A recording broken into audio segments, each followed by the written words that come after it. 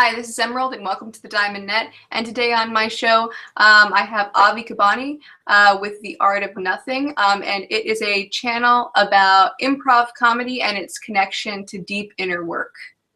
Hey everyone, Emerald, thank you so much for having me. I'm excited to talk about our topic today, which is, I think, being vulnerable, right? Yep, correct. Cool. Well, thank you for having me again, and I'm excited to talk. Yes, thanks for coming on. All right, so I just have a couple questions here. We can just kind of go back and forth with questions if that's what you want.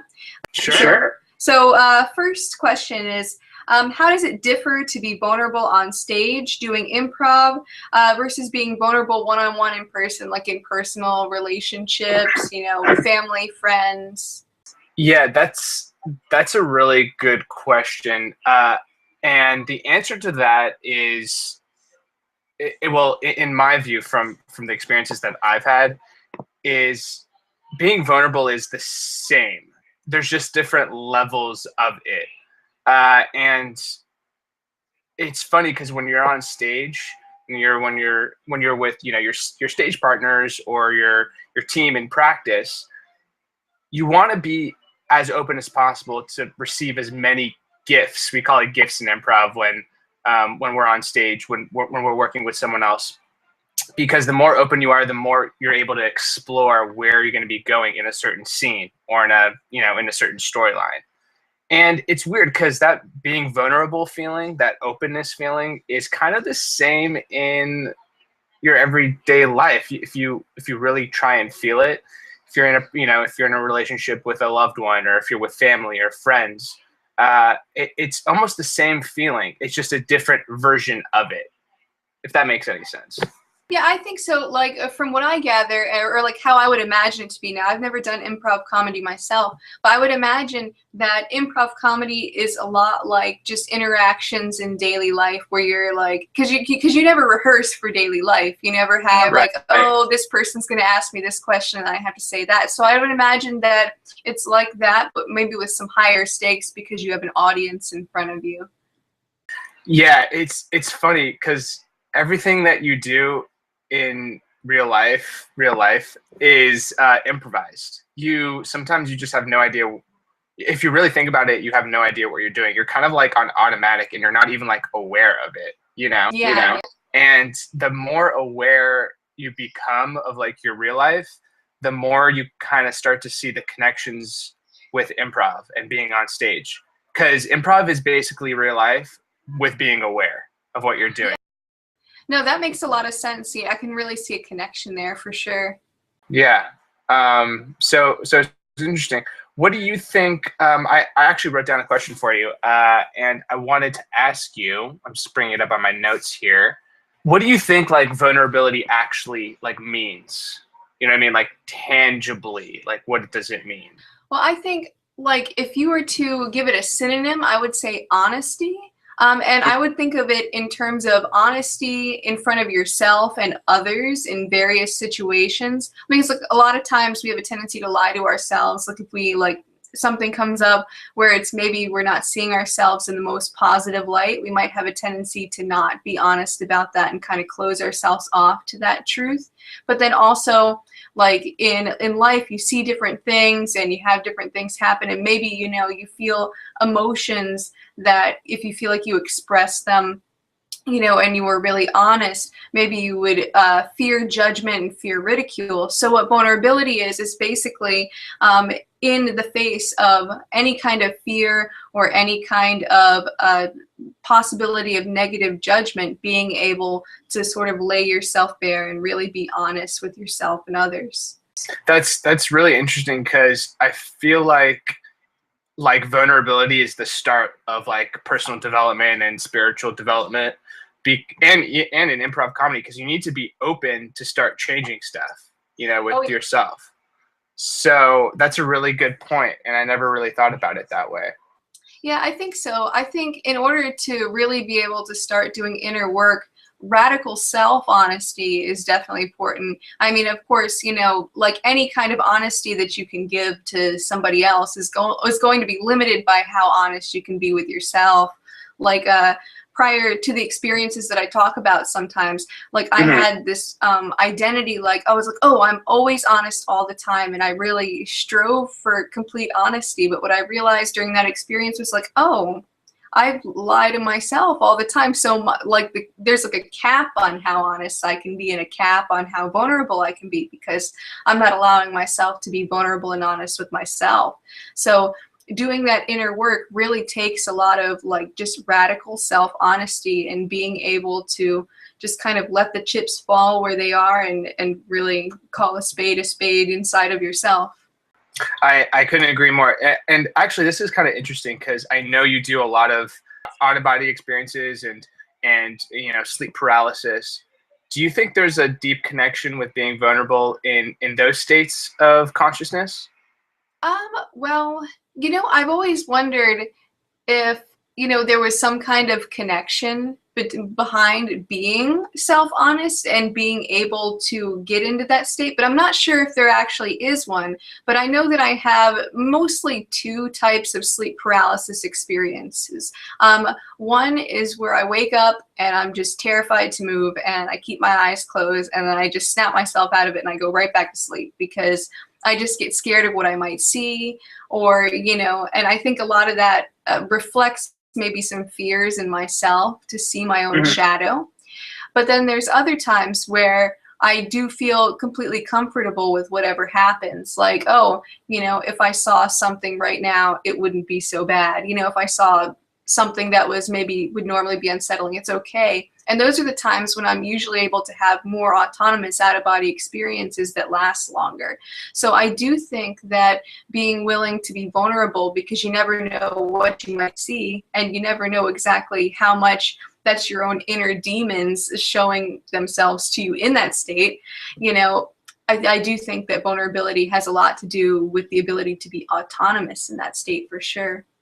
Interesting. And I think, vulnerability is just such an interesting concept, because it's fine when you're already open, right? And you can accept things, but the second you close up, that's when you need to be vulnerable the most, And I feel like especially in sleep paralysis or even in improv comedy, those challenging moments is when you're tested, and you need to open up even more. Yeah. So. Yeah, definitely. I do personally find that difficult to do. And I think I'm trying to be more aware of this, because I think in the past, up until maybe about, I don't know, maybe a little bit less than a year ago, whenever a negative emotion would come up, it was always like my number one impulse, oh, let's try to make myself feel better, or to try to maybe deny to myself that I'm having a negative emotion, because I think it paints me in a negative light, particularly if I feel like anger or something like that. Or, I just, because I always had this strong attachment to, oh, I want to be a nice, calm person. So whenever anything comes up that's like contrary to that, I think I have some really deeply ingrained, like, oh, I can't feel that way. But now that I'm more aware of that, I'm trying to allow those emotions more and to really be aware of exactly what's going on with them, instead of just demonizing them and like pushing them away. So I definitely agree that, just allowing more and, kind of making space for your emotions to be there and for whatever is in your internal experience to be there. It's very important, especially in those more closed up times. Absolutely. And I think vulnerability is something we can all practice in real life, or if you're trying to do, out of body experiences or improv comedy. There's practical ways to which you can be more open. And yes. Especially like in some improv practices that I've been in or have experienced, there's a couple exercises, and one is like literally just like just opening up your hands and your body to like allow things to like affect you and to be open to things. So it's like there's like a physical physical posture, like the actual like the actual physical posture of just opening up your body is something that sounds almost like kind of like out there a little bit, but if you actually do it over time, you do start to feel more open, and it's interesting, So there's definitely a link there between our physical, our physical body and like our mental, emotional states, I agree. Actually, I was watching another YouTuber, and his name is Aaron Doughty or Doty. I'm not sure how you pronounce it, but he was mentioning like one of the things that he does in the morning when he first wakes up is he smiles for 2 minutes straight, like just not because of the emotion, because apparently like your brain doesn't know the difference between like a real smile and a fake smile. So after a while of like fake smiling, it starts to send out the same kind of neurotransmitters and the same like neurochemicals. Now I haven't fact checked that or anything, but I do find that interesting. Yeah, no, definitely. It's funny that you say that because you can do the same thing with thoughts almost. If you have a negative, a negative emotion or some just really strange thoughts that you don't want to be thinking about, if you just start thinking about something else, your brain will switch to it and try and focus on that. Of course, it takes repetition and practice to get really good at that because your mind wants to attach itself to like that emotional thought, right? But eventually you'll start to separate it and you'll be able to see the difference, right? And it's kind of the same thing, with smiling, Yeah, definitely. Almost in that, it's sort of like almost a meditative practice because you're letting go of one thought, only you're jumping into another thought. But at the same time, it's still that practice of letting go. Right, which is important. And letting go is kind of like the pre-step to being vulnerable, I think. A little bit, Yeah, I would say so.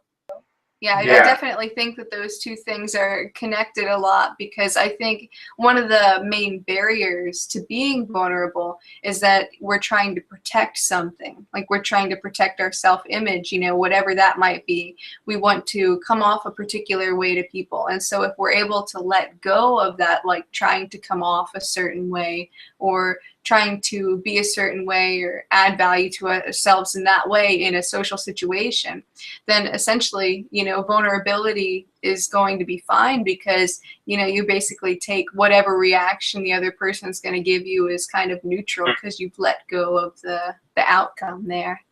Right. It's definitely something to strive for. It's important in doing deep personal inner work or improv or anything else related to personal development because it's painful. It's really painful to be open.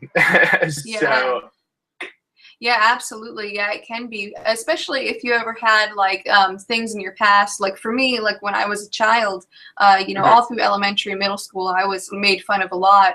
And so anytime I get into like a social situation, there's always like a billion like checks that I have to do. And I used to get kind of nervous because it's like, even though that's been over half my life ago, there's still maybe those emotional imprints there showing up. And even though on a daily basis people are generally pretty nice to me and they don't call me names like back then, but it still comes up because it's like, oh, I remember at some point in time when I was very open and vulnerable just by virtue of being a child that I got burnt by it, so that becomes something like whenever a negative emotion comes up that is triggered, and you can kind of recognize that feeling signature, that gives it actually a great opportunity to sort of reintegrate. And then after you've reintegrated, it becomes much easier to be vulnerable in the future. You made such a great point that I want to kind of unpack and explore because it's so important. And I think it's the basis of like of interpersonal work.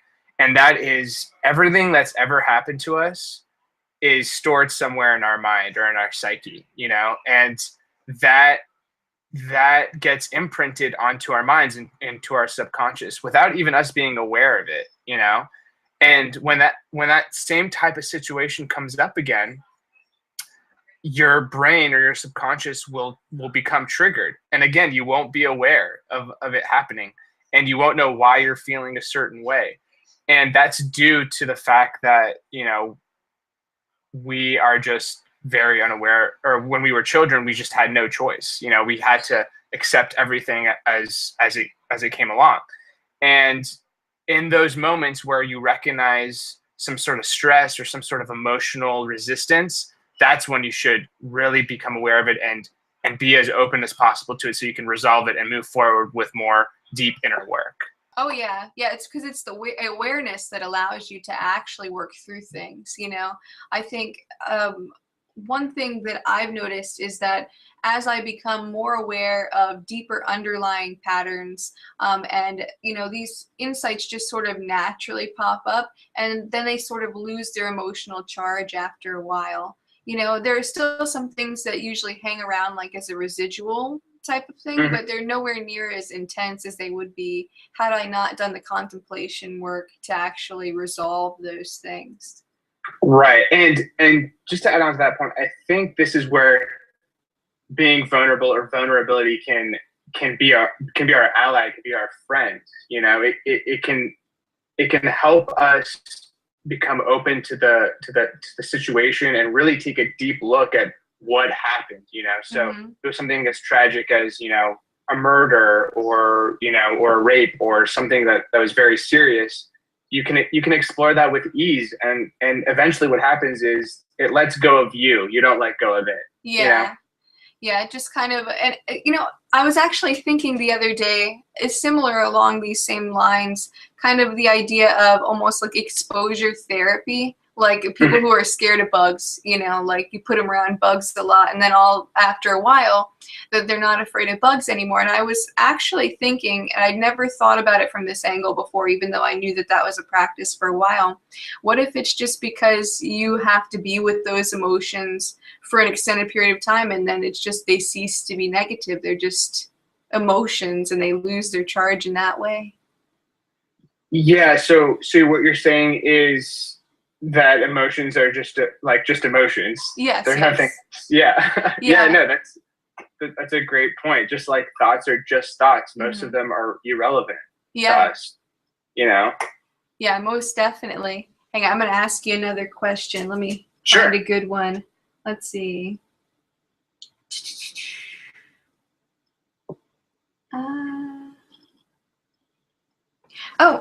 This one's a bit more on the personal level. What barriers to vulnerability have you experienced in your life in the past, and how have you moved past them? That's a great question. There's been a couple. When I first started doing improv, I was super, super nervous and scared, but I knew I had to do it. You know what I mean? Like, I just knew that there was this fear in me that I had to like overcome. And I think what really helped me was just taking action on those specific fears that I had, and really seeing them through and busting through them. And currently I have some other barriers when it comes to like relationships and dating. 'Cause that's always a big one. Oh yeah. You know, in college it's a lot easier to meet people, but transitioning that over into real life is a little bit more difficult. So now I'm having a hard time being open and vulnerable to actually approaching and meeting new people, you know? Yeah, that makes sense, because you kind of have to put yourself out there as a guy, you know, and say, hey, you know, so that's that has to take a lot of vulnerability there, because you never know what the response is going to be. A ton. You have to be so open, and I kind of feel like it's the last level for me, you know? Yeah. I'm sure there's more, like, but I think this is the last level for a while. Yeah, it's the last one that maybe you can see, right? Exactly. I know there's more, but I like, if I get into this level, I'll be able to see the next few levels. But it is something that I've been struggling with since I graduated college, and it's real. The fear and the part of being open to that is terrible, because there's social conditioning that's been layered on top of my mind, and there's been cultural, you know. Yeah, which it's all unhealthy, like in the cultural conditionings relative to dating and sexuality and all that, just very, very two-dimensional, and just it's gotta be like just more anxiety for you as a guy to be the approacher and to have all that just right on top of you? It's tough. You definitely feel the weight, but again, mind you, 2 years of this, and I've had some successes, more failures than others, but it's hard because I want to put myself out there. I want to show people, not just women, but like also, in the hopes of making new guy friends as well. Yeah. Like, who I am and being open and honest. And it's difficult, but I feel like the more personal work I do, the more, time I put into actually busting through that, eventually I'll get through it. I just feel like I feel like there's something missing that I need to implement into my strategy to do that. And I don't know what that is, but that's why we're on this journey.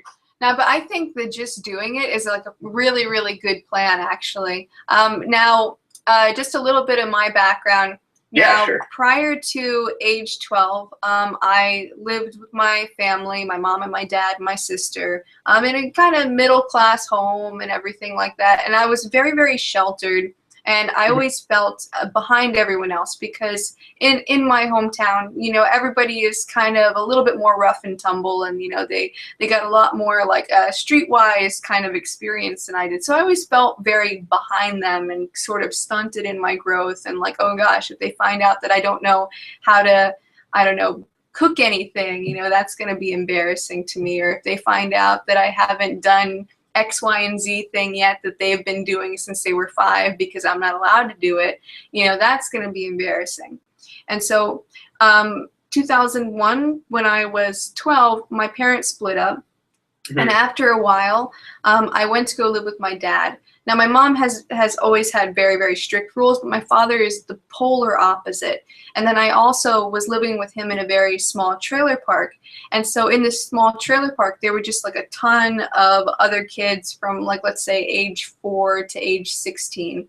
And so it was pretty much a dream for me, like from before being incredibly sheltered to all of a sudden now with this very laissez-faire parent being able to go out and do anything that I wanted to. So there was like this, okay, I'm in this, I need to jump right into this and like do whatever they do.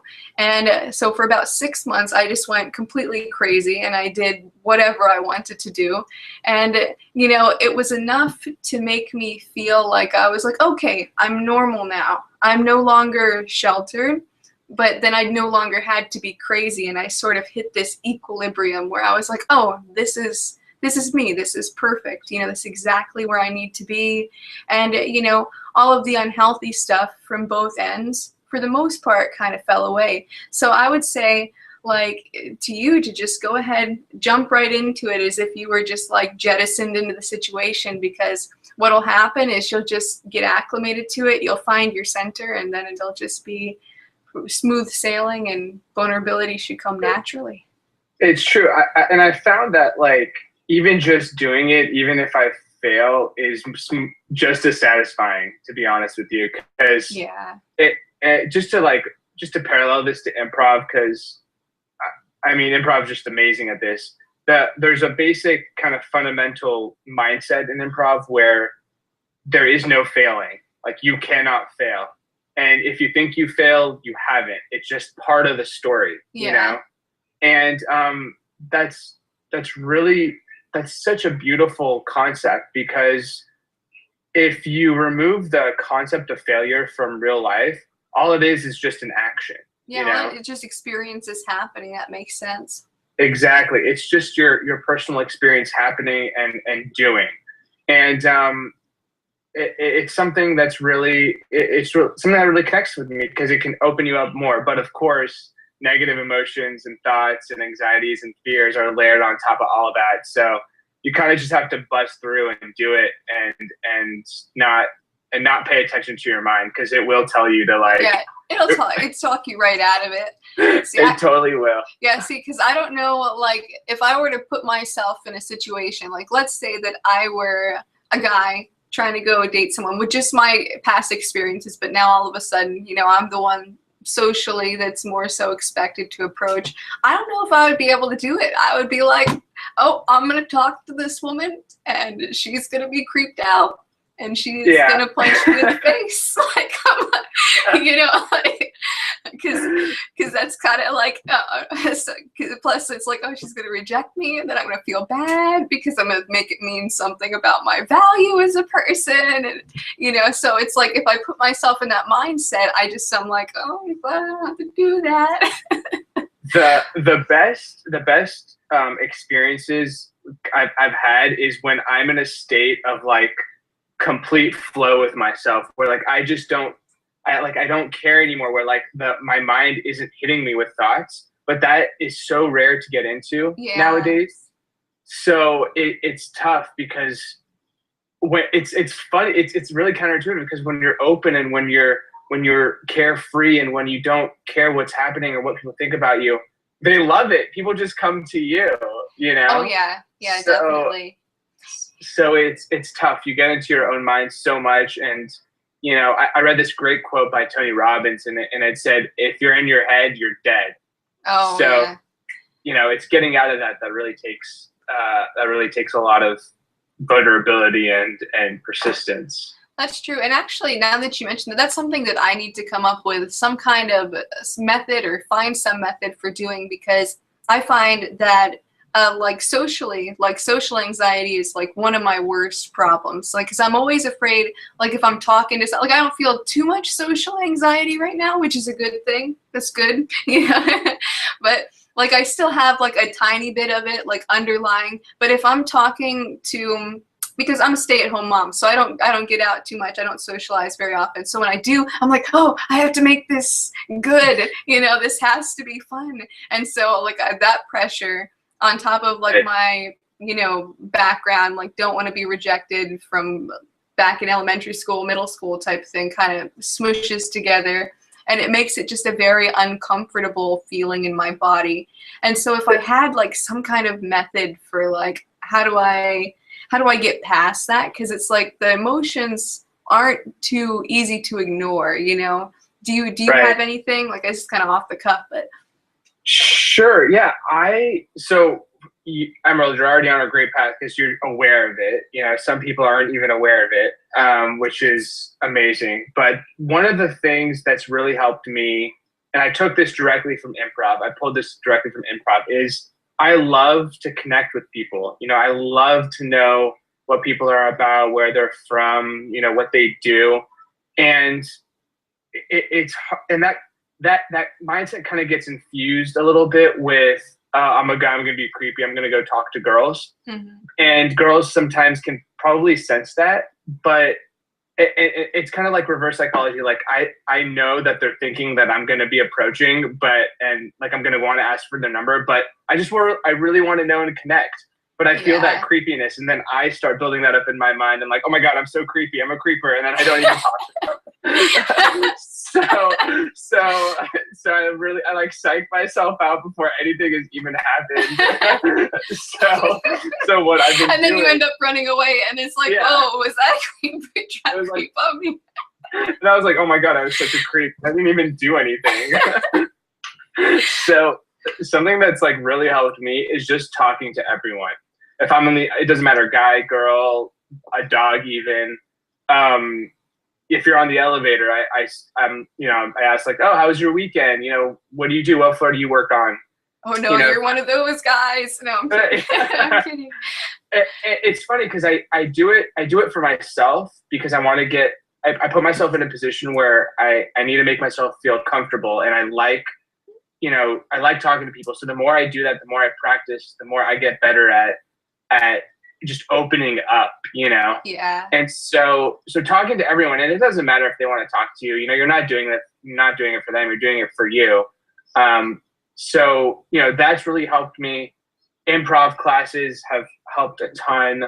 And trying to go out, doing volunteer stuff, getting to know more people. The more you put yourself in situations, the more you're better able to like find your bearings and be centered and go for it. Now, I think that's really good advice, actually, because if I had more interactions with people and I just went out of my way to do it, then it wouldn't be as big of a deal, because I'd have more practice with it, and it would be like, oh, this is the one opportunity that I have to make a connection with a human being. Let's, just to build it up that high or something. It's interesting. It's definitely interesting. But when you are already involved with someone, like in an intimate relationship, I think vulnerability is even more important. And I haven't been in a long-term relationship. You're married, obviously, so maybe you would have more experience in that. Can you speak of a time where you've needed to be more open to your partner and vice versa? I think one thing that I've noticed, and I've had 2 long-term relationships. One with my husband, we've been together 6.5 years. And then my ex-boyfriend, before I was with my husband, I was with him for 4 years.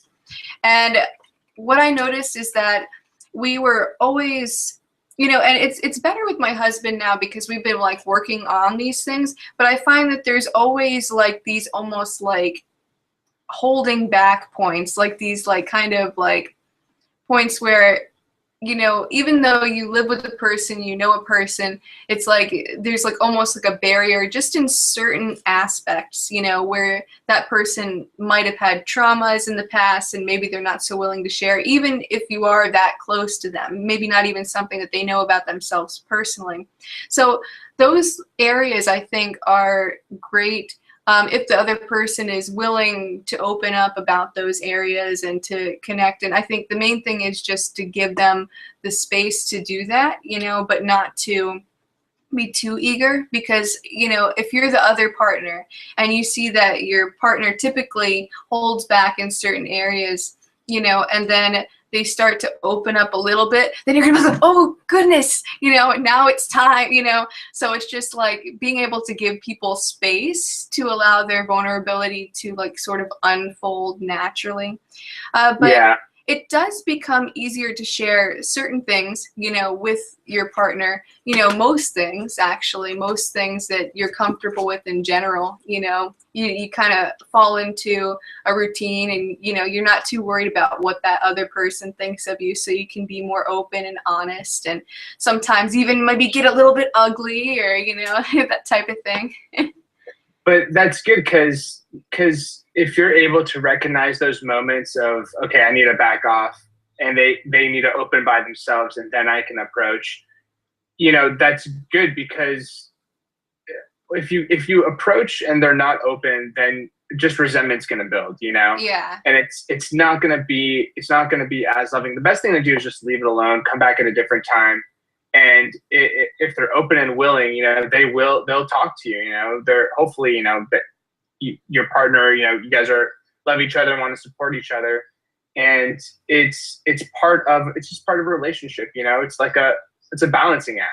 Yeah. And I think it's important to realize, because I think most everyone has those little areas where they keep things from themselves and they keep things maybe from others, maybe even in an unconscious way. And so when they finally start to like break open a little bit, if you try to get right in there, they're going to just go close right back up. So it's like always kind of a delicate thing. Now, this has been, I think, a recent skill for me to develop in the past few years. I was notorious in the past, just kind of like, coming in too strong, too soon, like, hey, you're finally opening up about this. Awesome. Let's talk, but, those are old wounds, so it's like that's important to keep in mind, that it's like they're exposing their wounds. Right, no, absolutely. But it's great because if you have a partner willing to work on those things, then it will be easier, Yes. And everyone's different, and you can't really gauge when someone wants to talk about something, when someone doesn't want to talk about something. So that's why I say let it be, let them come to you, and they'll talk to you if they want to talk about it, Yeah, definitely. And I find that, if you spend a long time around a person, you kind of start to pick up on their cues, like, oh, he's doing this behavior, that means kind of like maybe don't approach right now. Maybe he needs a space, or, oh, he kind of is looking a little bit more relaxed, maybe he's okay with me, that type of thing. Mm-hmm. Yeah, it's great. But once you're both in it together, once you're completely open, whatever that means. And I don't think I've ever been completely open to everything, because that means you have to be open to pain, pleasure, everything in between. Yeah. It is, I'm assuming it is just a beautiful feeling, you know, that you both can just melt like into each other, basically. You know, it's something that's happened on stage for me, at least. I think in many, in not obviously in an intimate way, but in a more story-based driven way. You know? And I think, you know, when it comes to like really being intimate with another individual, you know, it comes down to like a sort of melting away of egos and kind of fusing with that person. And actually, like on the sexual end of that, like with tantra practices or like practices in alchemy, a lot of that had to do with taking down the ego of both individuals so they can meld together and kind of unify. So on the more spiritual end of sexuality, that kind of has to do with that. Yeah, no, that is such an interesting point, because that's like a whole different level of vulnerability. It's something that's well, the way I understand it, and this is coming from David Data, who's an author, a best-selling author of The Way of the Superior Man and a whole bunch of other, you know, books that deal with sexuality and tantra, yoga, and all that stuff. He says that there's 3 stages. The first stage is being in a dependent relationship where you're both dependent on each other. Then the next stage is there's a 50-50 relationship level where you're doing half the work, the other person's doing half the work. And then there's the melting into each other, which is the next stage, where you're both whole and you fuse together, you melt into each other when you're being intimate. And it is the deepest feeling of vulnerability and openness that one can experience. And that's something that is so interesting to me, because it's like taking what I've learned in improv, but like applying it in like a sexual intimate setting. Yeah. No, that makes a lot of sense. Like, and I think, you know, a lot of correlations can be drawn between those two things, or really any interaction between one human being and another human being, you know, where, you know, you really kind of become self-forgotten. There's actually a Hungarian phrase, my husband's Hungarian, and it basically translates to self-forgotten, where you get so lost in the moment and so lost in the action that, you know, basically you forget yourself. Yeah, and that is something, the way David Data described it was like looking at a sunset that you weren't even there to watch. It was like you were the sun, basically. Yeah. And it's such a beautiful thing, and it's too bad in our culture today. I feel like our culture and our society has just so many layers of different conditionings and not being open and different levels of fakeness. I'm not saying everyone's like that. There's really great, amazing people out there that you can explore this stuff with, but they're few and far in between. And I wish more people were open to those kinds of things. Yeah, definitely. I mean, a lot of the cultural conditioning, or like just not even necessarily cultural conditioning, but just like the environment itself. Like there's always in our culture a distraction somehow. You distract yourself with the internet, or you distract yourself on your phone. A lot of people have a phone addiction. You know, various things like that, where you're always trying to entertain and trying to really escape from yourself and escape from life. And I think that's really the underlying unconscious reason why people get so addicted to technology and so addicted to just not being here in the present moment, is because they're afraid of being vulnerable. They're afraid of just being, you know, they have to be doing something, distracting themselves. Yeah, that's such a great point. The mind will pull you in so many different ways, and it's scary because it makes me think, will I ever meet another person who actually knows who they actually are? Yeah, you know? It's like we're so unaware of who we actually are. We think we're our thoughts, and we're not, obviously. But you know, in terms of relationships and sexuality and intimacy, knowing who you actually are is like a completely different way to view a different person, you know?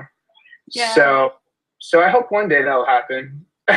Yeah, I mean, it's hard to say because, it's a lot of emotional labor, I find, to go inside. And sometimes, I'm not above it. Like I distract myself sometimes when I feel that, like, oh, I'm afraid of afraid of the self kind of thing.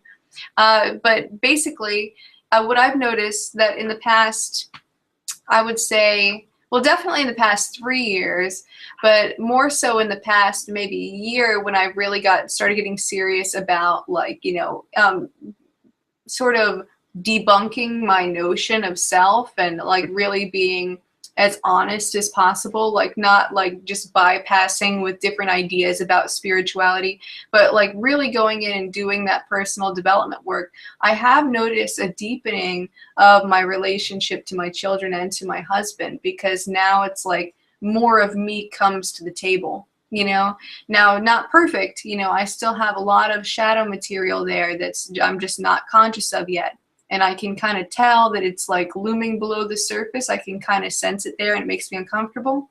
But I know that I am so much better than I was 1 year ago, because I was having some issues, like, and there were some major barriers to intimacy there, because it was like, I was just like a porcupine all the time.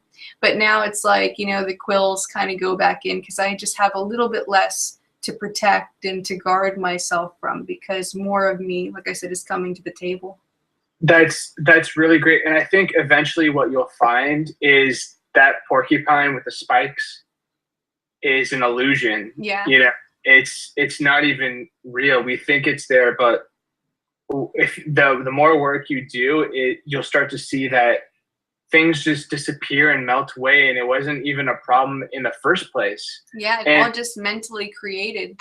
And it's so mind-boggling, because we think we have these problems, but the problems that we think we have, we're not the actual person that has those problems. Yeah. No, it is really interesting. It's just a bunch of thoughts about problems floating around and whatever you call a self, We're so misidentified with who we like actually are, and the second you realize that, and the second you recognize your being and the self, or your real self, I should say, you start to see that you're not just a person, but you are freedom, you are vulnerability, you are love and openness. That's who you are. And that makes sense. It's tough to get to that point, but you're already that point. You just can't sense it at the moment. Yeah, no, it is really interesting how it's all already there, and it just is there. Even the thoughts that, oh, I shouldn't be, that's just there too, so it's all it's already there, and in a sense, it's like any kind of protection or like a barrier to vulnerability is just a thought in itself. It's not really real. You're already vulnerable regardless of what thoughts you think or allow yourself to feeling particular emotions. Whatever is exactly. And it's actually kind of relieving and comforting to know that. Yeah. Because again, with all the social conditioning, we're so like surface level. We just see what's on the surface. And if we only dug a little deeper and a little deeper and a little deeper, you'd see that it's all an illusion, and you're really just okay, and you're fine, and you're already free.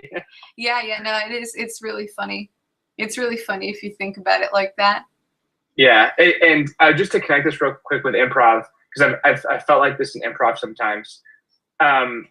If you have really good group mind and a good team behind you, and everyone's like kind of melding like into each other's concepts and stories, you'll get this thing called flow, where it feels like you're not you, like Emerald is not, it doesn't feel like you're doing anything. It feels like something else is doing you, and it feels like someone else is doing the story and bringing things up.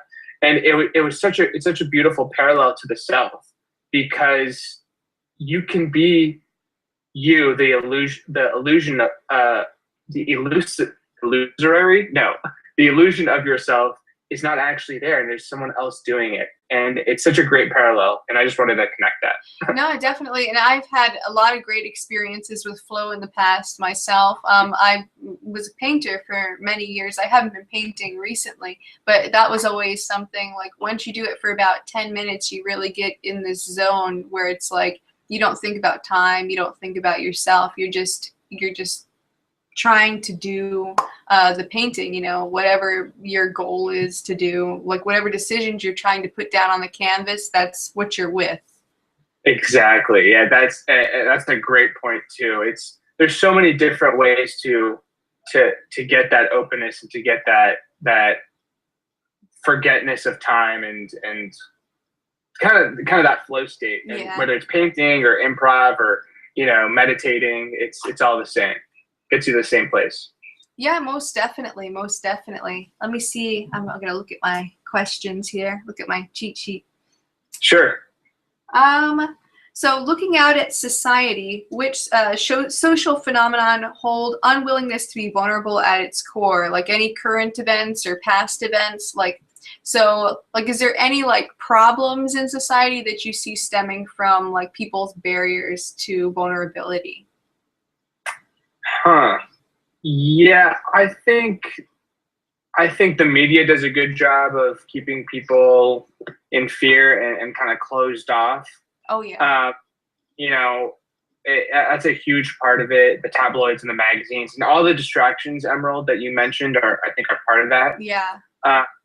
And so fear is one, but the distractions are so much more because your mind doesn't want to deal with vulnerability and openness. It wants to deal with, you know, texting or social media. And those things are fine in moderation. But if you really want to have a fulfilling and open life and not have any problems, then you need to kind of set that as the distractions and the fear aside and then move into vulnerability and into openness. Oh yeah, definitely. And I do think it's just like when you see like a proliferation of various types of media, like just, you know, movies and politics even becomes part of the media and part of our entertainment. And, you know, just like, I mean, everything is so geared toward entertainment that, you know, you can very easily get distracted away from the most important things in life. So I find that it's like probably the most important addiction to break, barring like some very harmful addiction like a drug addiction, but like probably the best addiction that's like an everyday addiction to break and to just kind of cut it down to maybe like an hour a day, or, you know, like if you have work on the computer, to do that at some other time, you know. But really just to be unplugged is, I find, a very rare thing for people in society now. And it's just such a shame because, you know, you miss everything if you're looking at your phone all the time. Yeah, I couldn't agree more. I have a question for you. Okie dokie. Looking at my cheat sheet as well. Yeah, what do you think is the core reason why people are often reluctant to be vulnerable around others? Well, I think, you know, going back to what I had said earlier, it's just like fear of being triggered, fear of feeling pain, and perhaps even pain they felt in the past might come back up. And I think, you know, it's just people really want to be accepted by other people, you know, and if you're self-honest, you know, there's a chance that there are going to be people out there that don't like you. And then that's painful for most people to feel that way because, and I feel like it's painful because deep down, we know that everything is really one thing. And so if another part of your reality, another person is saying, I don't like you, you know, we automatically put validity to whatever it is they're saying.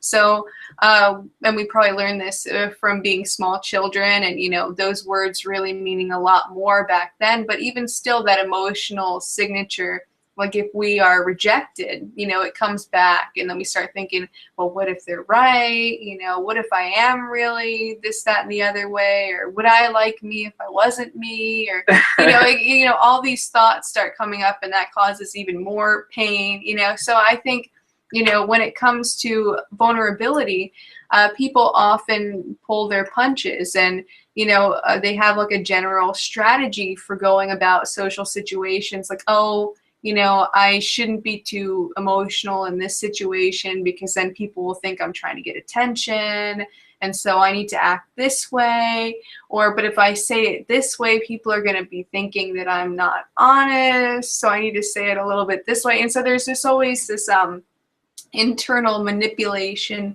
going on, at least for me personally. I'm speaking from personal experience, just to avoid the pain of rejection. And I think that's really what it boils down to, is fear of feeling pain, fear of being rejected. That's such a great point. And it's funny that you bring up all those triggers, because in improv, when we're doing improv on stage, we want to see that. We want to see the rejections. We want to see all the bad stuff.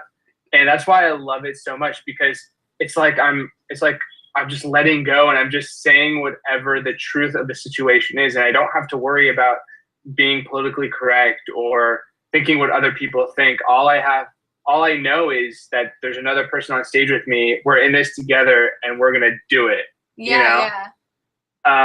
So improv is a great way to practice not doing those things, if that makes any sense. That makes sense. And I think, you know, for me personally, I've always really enjoyed improv comedy. You know, I used to watch Whose Line Is It Anyway a lot. And, you know, like, so it was always like very enjoyable for me to watch it. And I think, you know, part of that, the reason why it's fascinating to watch and so hilarious is just because you know that it's coming from a place of real authenticity, and that they're really just being self-forgotten, and that, you know, like they didn't know what they were going to say before they came up there. And so, you know, I would say it probably is a great exercise for actually being more vulnerable.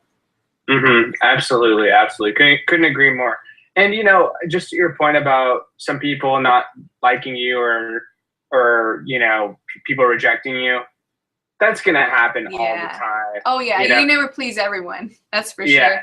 And that's just reality. Yep. You know, that's what it is. And the more kind of work I do on myself, the more I come to see that how much I kind of appreciate almost being rejected, because it's like, oh my God, like reality, yes, this is real. This is reality. I'm like in it, you know, and this is what's so amazing about it. Like I can get rejected. I can, you know, have exciting experiences. I can have bad experiences. And that's what everything's made up of. Yeah, definitely. You know? And it gives like contrast for the good experiences too. And I think, you know, just to go back to, because I was mentioning like being made fun of a lot as a kid, I think that's a lot of the reason why I was able to find such good friends when I was in middle school and high school, because it was like, oh, I know who I don't want to be friends with, you know, let me go with somebody who I can actually be more open with. You know, so, you know, if you have that kind of contrast in your life, like, oh, this is kind of what I don't want, you know, it just makes it all the more clear what you do want. Absolutely. I couldn't agree more, you know, but it's important to realize that, you know, these types of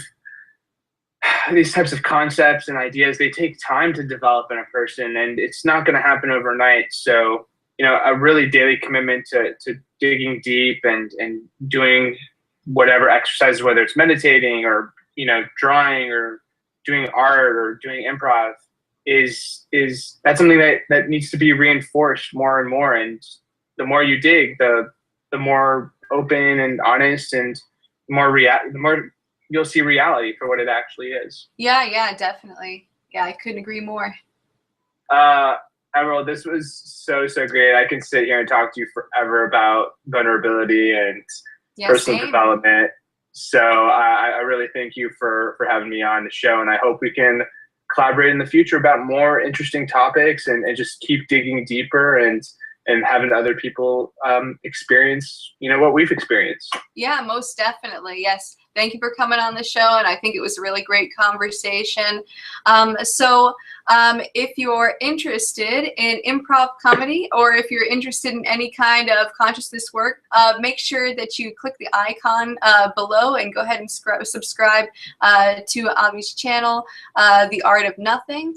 And there should be like a little thing in the bottom corner. So you A card. yes, a little card in the corner where you can click and you can subscribe to him. And if you want to subscribe to my channel, The Diamond Net, if you're interested in consciousness work or maybe out-of-body experience or anything that really relates to human psychology, definitely go ahead and subscribe to my channel, The Diamond Net. But other than that, that's all we have. And until next time, Thank you. Thank you. All right. All right.